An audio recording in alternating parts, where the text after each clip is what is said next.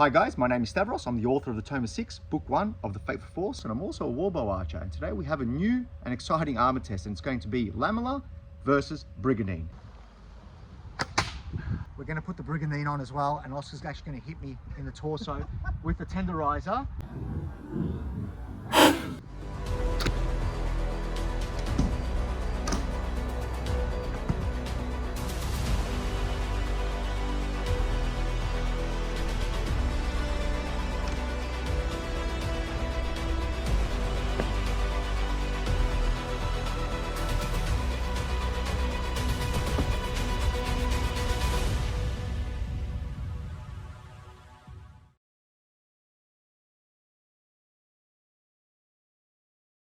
Now, what is the difference between Lamaller and Brigandine? Both Brigandine and Lamellar armor are quite similar. They are both a type of plate armor made up of smaller, often overlapping plates of metal to form a greater piece of armor. Due to being made up of small interconnecting plates, they are relatively flexible and articulate compared to what we think of when we talk about full plate, or what people generally regard as plate armor, which is a single homogeneous piece of metal that is used to protect the body part like a breastplate. To demonstrate this difference, we have here a Sherman style 14th century breastplate, and we can see that kind of homogeneous nature of a single piece of metal as compared to, we can see clearly on the Lamellar, the smaller plates, and obviously the Brigandine is the same. We can see the rivets. And we can see that, both armors are made up of smaller interconnecting plates. So typically for Lamellar, the Lamellar lames, as they're called, are smaller interconnecting plates, whereas with Brigandines, they tend to be larger. However, there is also precedent for Brigandine to be made up of, varying degree in size of plates for its protection as well. Now, the key difference between Lamellar and Brigandine is the way that these smaller plates are fastened to one another. So in the case of Lamellar, the armor is actually laced with usually with leather, but possibly as well as hemp or some type of linen cord. Typically, Lamellar is free floating, which means that the fastening is occurring from plate to plate, whereas opposed to the Brigandine, Brigandine is a type of armor that's riveted to a facing of either leather or a type of textile. So that's the key difference between the two armor styles. Now, the two armors that I did bring here today are from the same manufacturer. I got them both from Kult of Athena, but they're both from Lords of Battle. Now, unfortunately, I did try to match the plate thicknesses so that they can be identical, but it was impossible. So the Lamellar, unfortunately, is a little bit thin. It's at 0.9 millimeters thickness, whereas the Brigandine itself is at about 1.2 millimeters thickness. Now, a lot of people are going to say, well, that's too thin. Now, there is precedent for armor being that thin. There's actually even precedent for plate armor being as thin as 1 millimeter and just under 1 millimeter at the frontage with 15th century armors. Now, I agree, they were probably in the minority, but they do exist. So what we do have here is two armors that probably represent armors that are on the lower end of the quality scale when it comes to thickness in the plates. However, there is one thing we do need to take into consideration, and that these armors are made from a modern homogeneous rolled steel. So what that means is, in comparison to medieval metal, medieval armor was made from bloomery steel, and bloomery steel has a lot of slag inclusions in it. And what that means is that even for relatively similar carbon content and even Vickers hardness, they will have a lower fracture toughness. And what that means is that they are slightly more brittle because of the impurities within the metal. So even though we do have two armors here that are probably on the lower end of the thickness, the quality of the metal will then comparatively increase the quality of the armor to a similar example from the medieval times, or from historic armors. But what we are going to be doing today is we're going to be testing both of them to see if there's any material difference between the way that the armors are constructed, and that is, as I said earlier, the laced versus the rivets.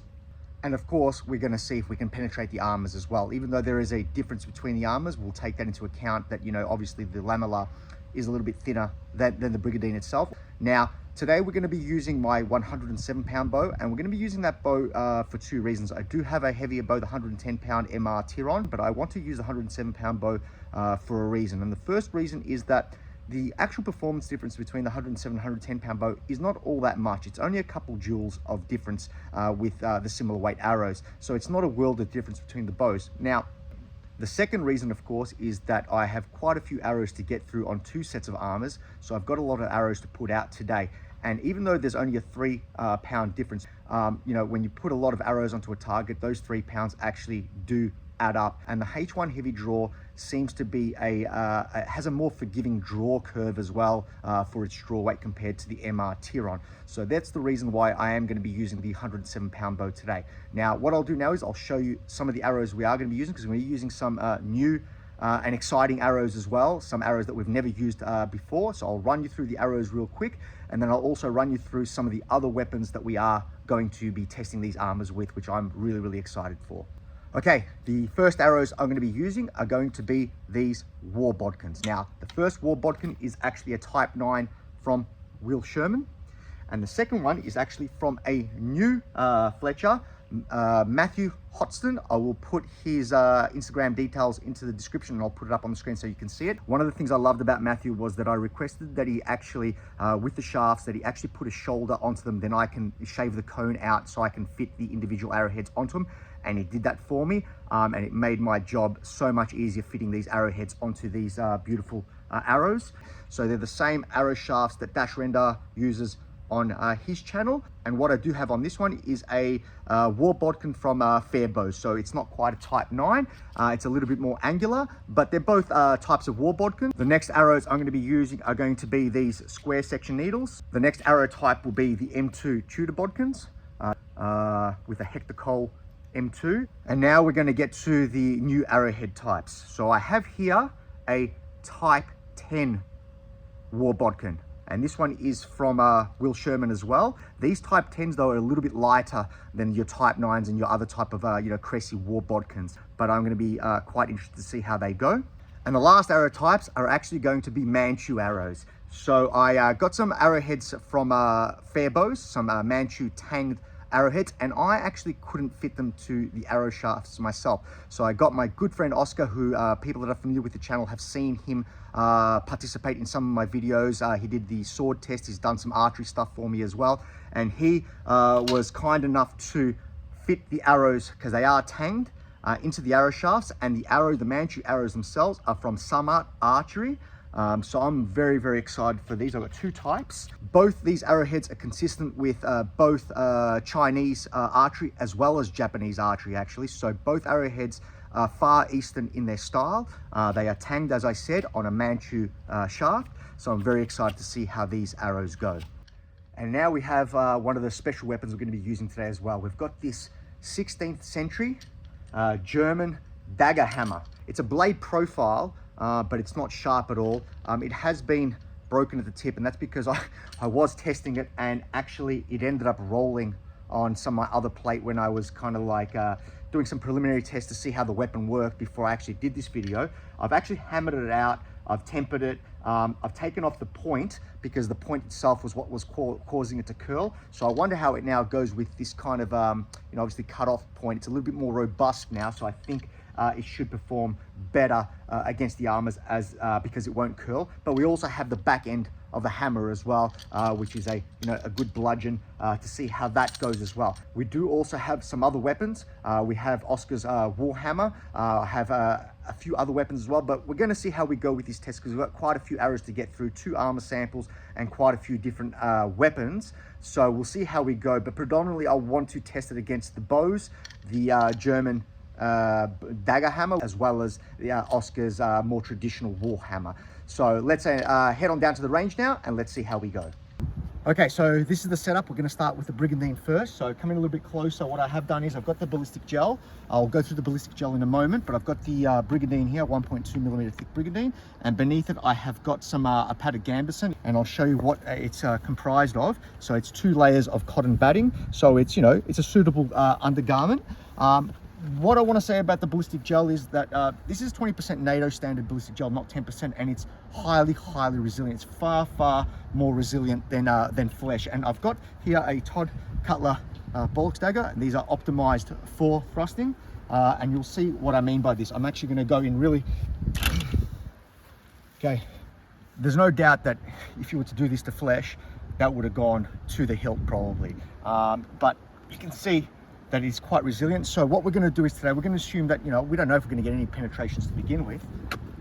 But if we do get penetrations beyond the Brigandine and the Lamellar later, the Lamellar will be set up in a similar fashion, and the Gambison, anything that's sticking into the ballistic gel, we can assume that it's going to be far more impact and far more deadly against a flesh target. I also have the 16th century dagger hammer here, and I'm going to show you the similar phenomenon with this dagger hammer. On observation, it looks like it doesn't penetrate, but it does. Okay, see, that's a bounce, but we can see here, it does open up the gel. So again, that's just to demonstrate, so we have our expectations aligned, that if anything does stick into the gel, we know that it would be far worse than what is going to be represented today. So with that said, let's shoot the armor, see how we go. Okay, first arrow is going to be the Will Sherman needle bodkin. These ones are very, very tapered, so I wonder if they're going to curl.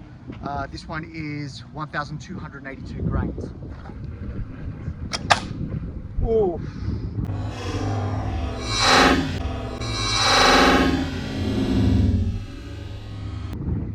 But actually, I can tell from here it broke the head. Next arrowhead is going to be another needle. It's from an unknown arrowsmith, but with the Matt Hotson arrows that I got. So 1,268 grain on this one.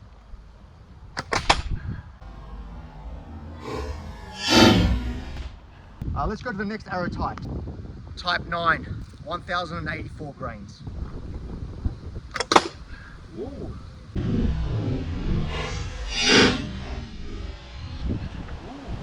Next arrowhead is going to be the Cressy, 1,500 grains. I believe this is the heaviest arrow I'm going to be using today.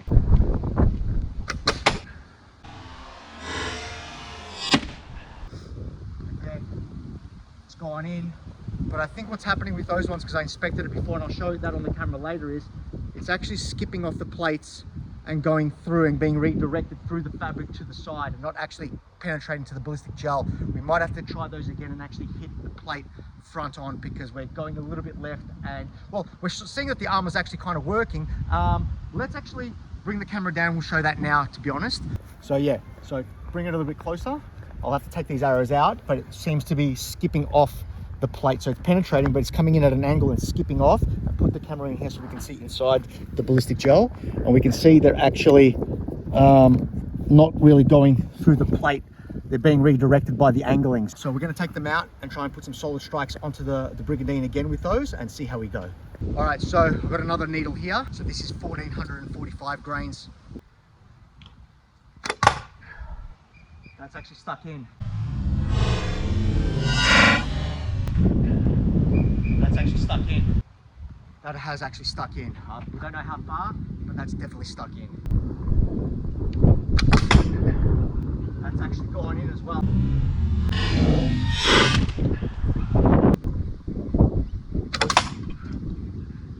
Ooh, I think I hit the other arrow and I broke the other arrow.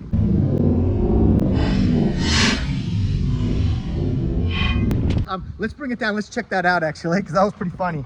Yep, look at that. I hit the wood. So let's continue though. Let's continue.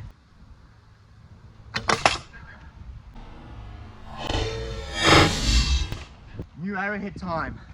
Type 10, 938 grains for this one. That's got stuck in as well. That's got stuck in as well. Now we have the Manchu arrows with the Far Eastern heads, but this one is 990 grains. I think that's done the same as the early arrows where it skipped off to the right. I suppose the skips are good though. It's showing us how the armor does work, that if they do come at an angle, they end up skipping like we do see with full plate. Brigandine does that as well, so I need to be able to hit it cleaner, and we'll try and get some more solid strikes on. Go on in. Let's see how we went. Let's bring the camera down and review the damage. All right, so this is the carnage. So we have here the Will Sherman Type 9. Come a bit closer.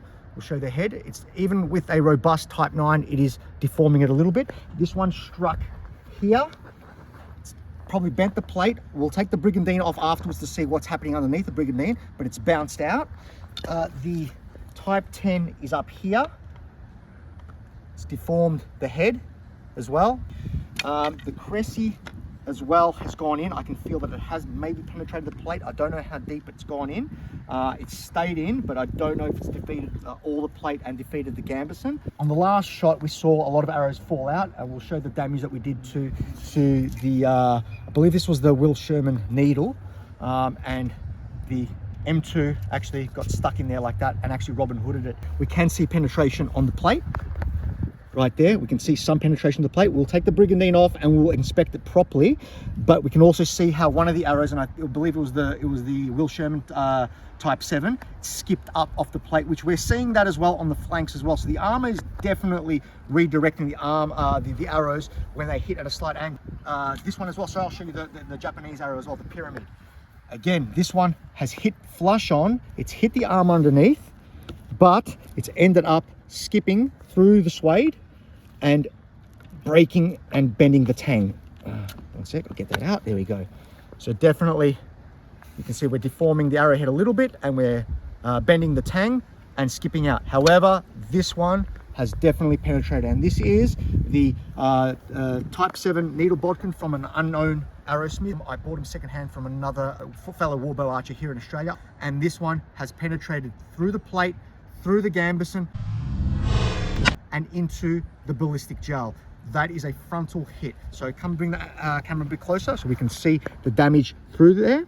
We will take it off and we can see it's gone into the gambeson and it's only just poking into, it's very hard to tell, into the ballistic gel. We're gonna take the gambeson off now, we'll flip it and we'll see how many penetrations are to plate, but that one is definitely a penetration all the way through to the ballistic gel. While I don't think it would be a killing blow, it would certainly be worse than, as I explained earlier, the ballistic gel is very, very resilient.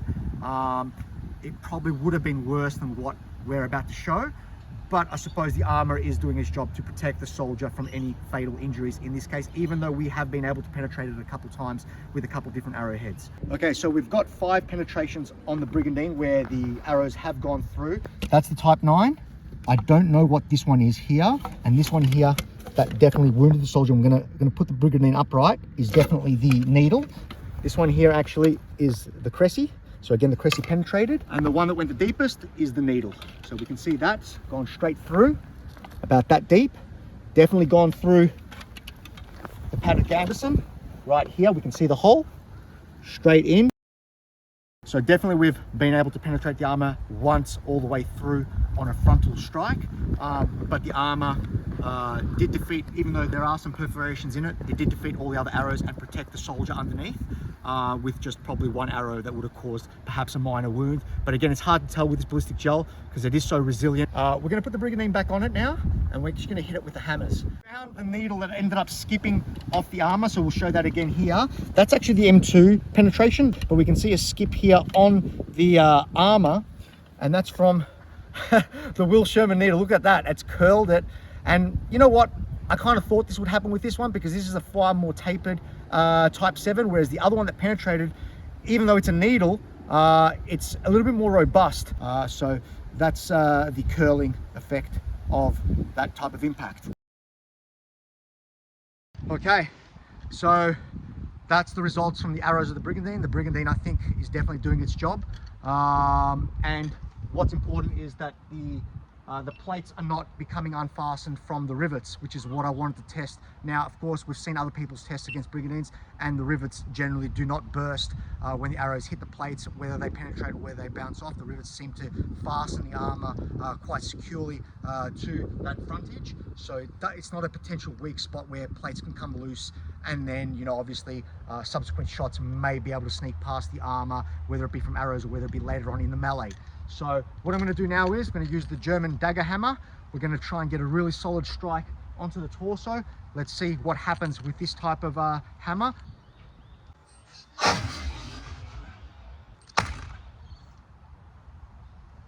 do one more with the blade part.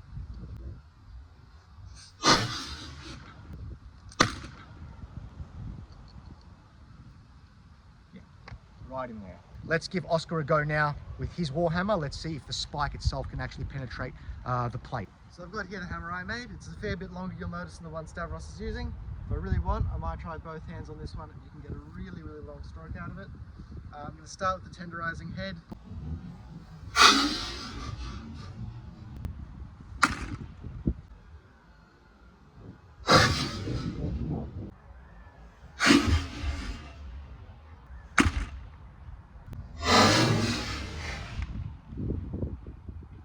Didn't get through. I think I took A rivet out. which one? Oh, there we are. Yeah, see it. So you can see there's a rivet that's been, I think as I came up there, clipped off. Get through that way. And that's worked remarkably well. I don't know what that's done to the ballistic gel underneath. Yeah, we'll take the brig off now and see if that's actually skipped off the plates. If Yeah. it's gone around the plate somehow, we don't know, we can't tell. And then what we'll do is we're going to put the Brigandine on as well, and Oscar's actually going to hit me in the torso with the tenderizer. We're going to start light. I want to see what the transference is, because we're definitely, I feel, deforming the plates, but we want to see how much energy transference is through this type of Brigandine onto the person underneath. So bear with me, let's see how we went. Okay, so we can see again, we are able to, because of the angle of the attack of the hammer, it goes through, skips off the plates and goes between, but it's not going through the gambeson underneath. Again, the armor is acting to deflect the hammer itself, the point from going into the target in a similar way we saw the arrows when they were going to the flanks. So we can definitely see deformations occurring in the brig. Bring it closer.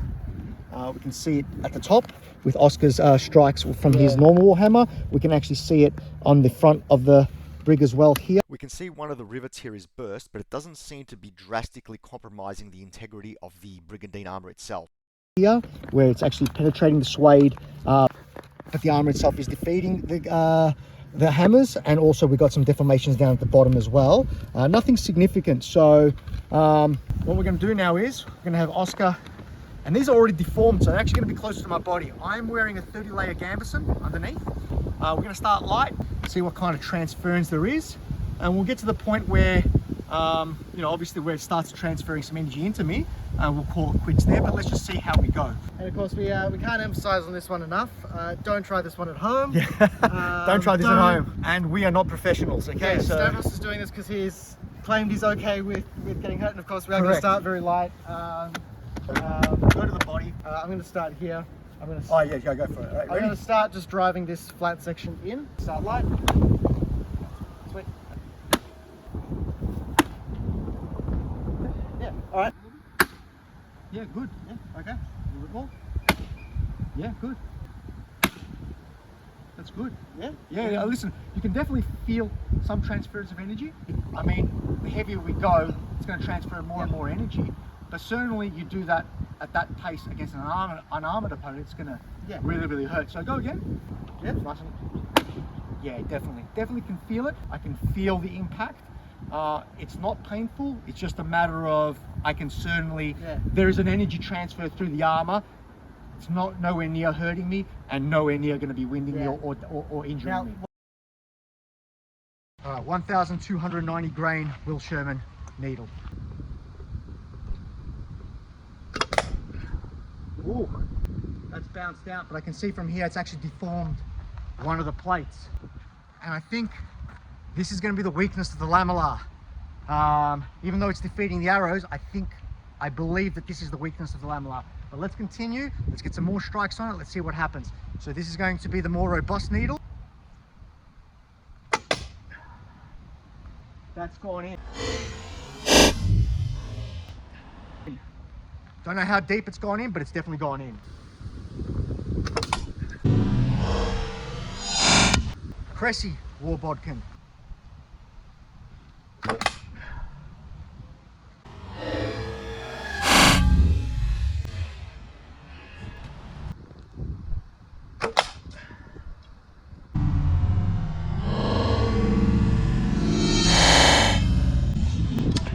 Again, bouncing but deforming the lanes.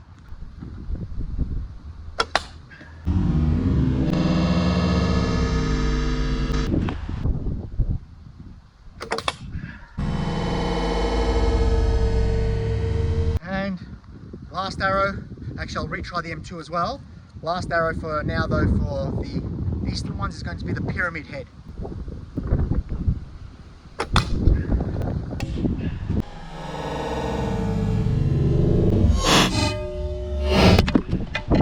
That bounced back onto the GoPro. Okay, so let's just do one more. I'm going to do the M2 Tudor Bodkin again. And that's the last arrow. That one's bounced as well.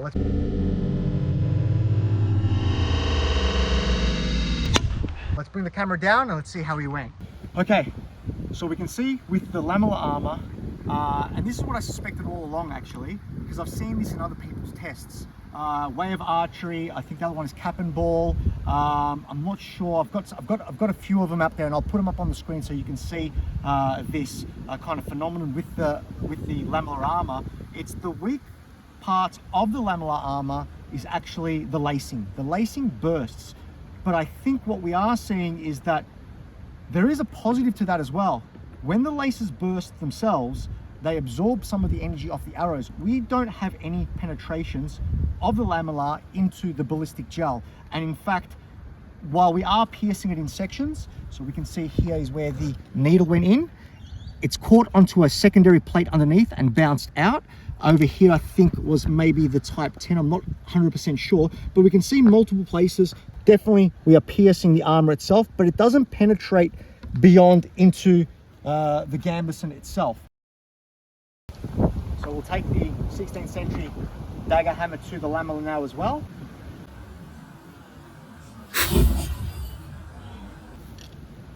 Yep, we're definitely deforming,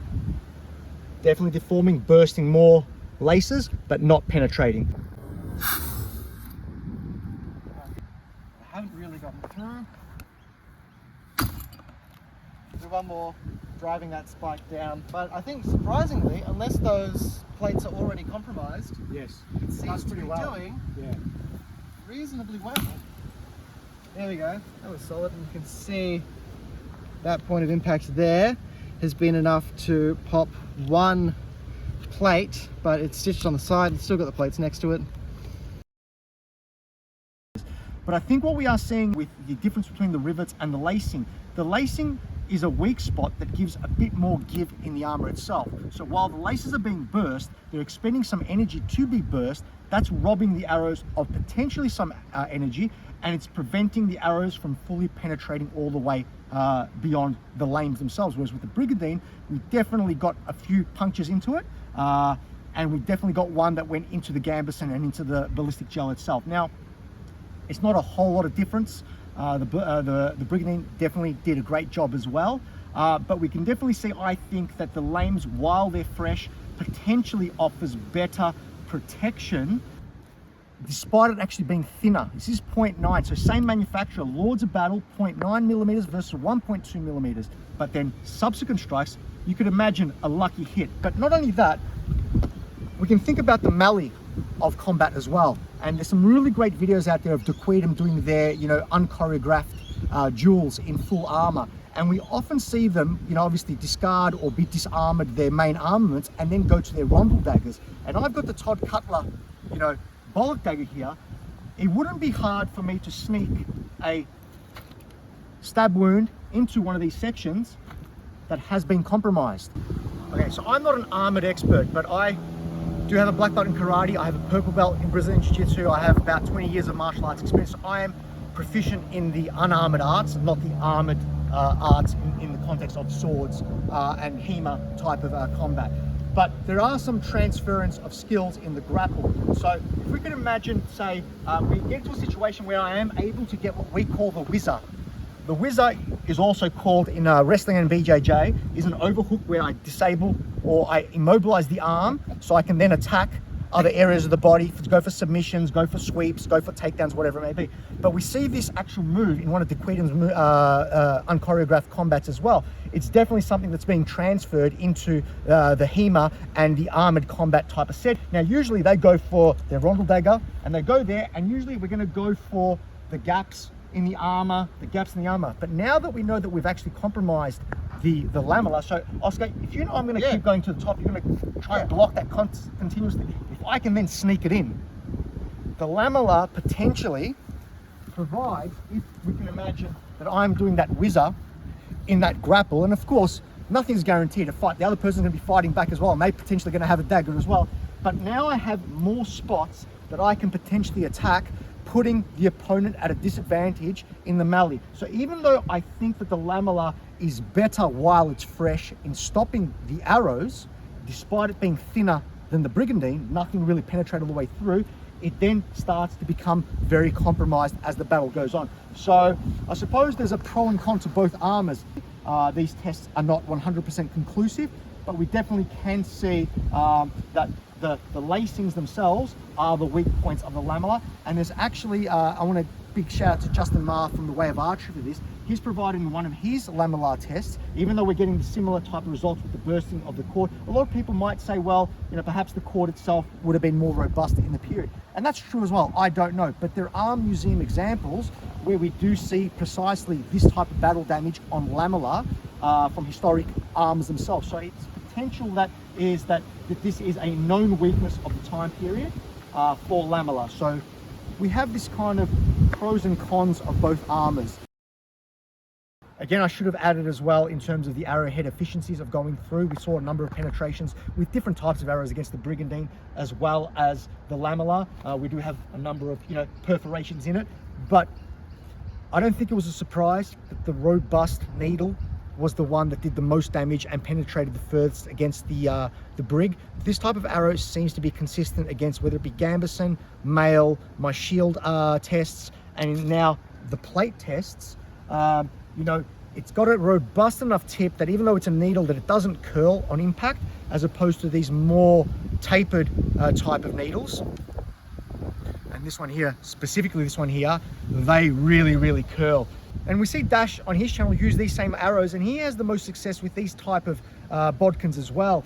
Okay, so that was our Brigandine versus Lamellar armor test. I want to give a special thanks to Oscar for helping me out today, bringing his Warhammer and performing some of the tests for me, as well as I needed a partner for the whizzer. Okay, so I think, you know, we can take away some things from it, but, you know, did I get anything wrong? Are you seeing something that we're not seeing? Yeah, absolutely. You know, obviously your feedback and your comments are going to be always valuable. So please drop your thoughts in the comment section. And if you do like this type of content, please like and subscribe. And once again, thank you, Oscar, for helping today. And big thank you to my brother as well, who was the cameraman. So stay tuned for our next we'll find something new and exciting to be correct. Stay tuned for our next video. We've got some more armor tests and some more Warbow archery to present in the future. So thank you again.